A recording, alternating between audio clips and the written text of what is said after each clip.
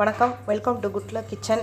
நம்ம கிச்சனில் இன்றைக்கி என்ன பார்க்க போகிறோம்னா, சப்பாத்தி பூரிக்கெலாம் தொட்டுக்கிறதுக்கு ஹோட்டல் ஸ்டைலில் ஒரு குருமா பார்க்க போகிறோம். அதுக்கு தேவையான பொருட்கள்லாம் பார்த்துடலாம். ஒரு பெரிய சைஸ் வெங்காயம், 2 சின்ன குட்டி சைஸில் தக்காளி 2 எடுத்திருக்கேன், ஒரு உருளைக்கிழங்கு, ஒரு 5 பீன்ஸு, கேரட் கொஞ்சம், கொத்தமல்லி புதினாவும் கொஞ்சம் இருக்குதுல. அதுக்கு தேவையான தாளிக்கிறதுக்கு தேவையான பொருள் பட்டை, லவங்கம், ஜீரகம், இதெல்லாம் ஸ்பைசஸ் மசாலா எடுத்து வச்சுருக்கேன்.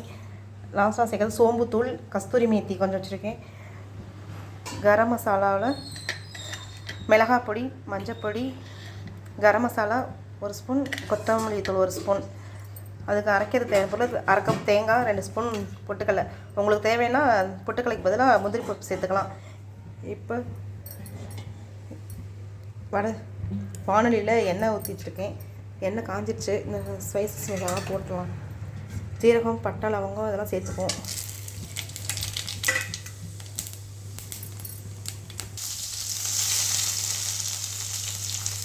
வெங்காயம் சேர்த்தாச்சு, நல்லா வதக்கிக்கோங்க.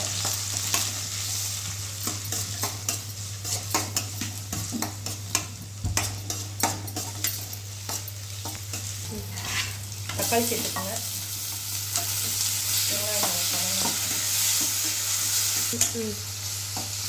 தக்காளி நல்லா பண்ணணும். தக்காளி தேவையான உப்பு சேர்த்துக்கோங்க. உப்பு போட்டு வதக்குங்க. தக்காளி கொஞ்சம் நல்லா வதங்கிடும். இன்னும் கொஞ்சம் நேரம் தக்காளி வதங்கட்டும். இஞ்சி பூண்டு பேஸ்ட்டு கொஞ்சம் சேர்த்துக்கிறேன். இஞ்சி பூண்டு எடுத்து வைக்கணும். நல்லா வதக்கிக்கோங்க. இப்போ இந்த மசாலாவை நல்லா வதங்கிட்டு இப்போ இந்த எல்லா மசாலையும் சேர்த்துடலாம். மிளகாய் பொடி, தனியா பொடி, மஞ்சள் பொடி, கரம் மசாலா இதெல்லாம் சேர்த்துருவோம். சேர்த்து நல்லா கலந்துக்குங்க. நல்லா வதக்கிக்கோங்க. இது எண்ணெய்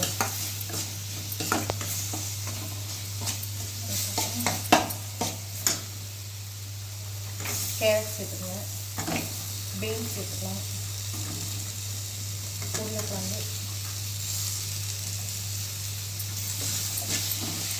புதினா, கருவேப்பிலை எல்லாம் சேர்த்துக்கலாம். 2 பச்சை மிளகாய் கீழே இருக்கேன், அது சேர்த்துக்கலாம்.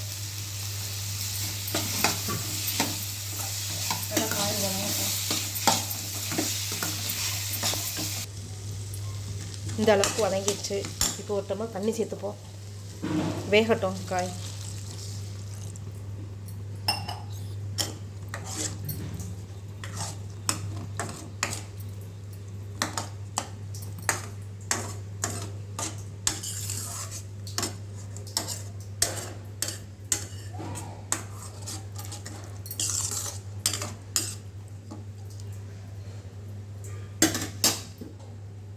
காய் வேகட்டும், மூடி போட்டுருவோம். இப்போ மிக்சியில் அரைக்க அப்புறம் சேர்த்துப்போம். 1/2 கப் தேங்காய் சேர்த்துப்போம். 2 ஸ்பூன் பொட்டுக்கடலை. இதை போய் இப்போ அரைச்சிட்டு வந்துடுறேன். அரைச்சிட்டு வந்து இப்போ அரைச்ச விழுதை சேர்த்துப்போம்.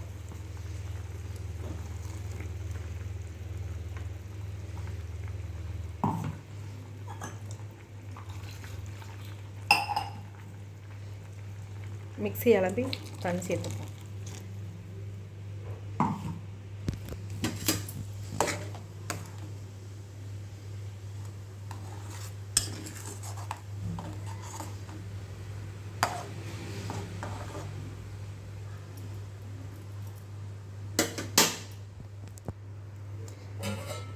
இன்னொரு கொதி வரட்டும், மூடி வச்சிருக்கோம்.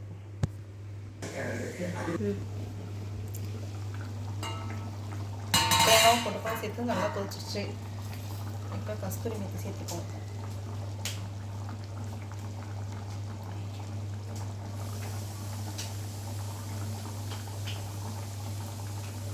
சோம்பு தூளி சேர்த்துப்போம்.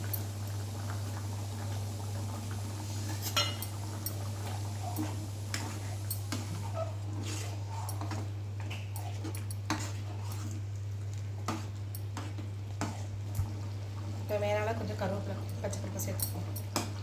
அவ்வளோதாங்க, நம்ம குருமா ரெடி ஆயிடுச்சு. சப்பாத்தி, தோசை, பூரி, இட்லி எல்லாத்துக்கும் தொட்டுக்கலாம். சூப்பராக இருக்கும் இந்த குருமா.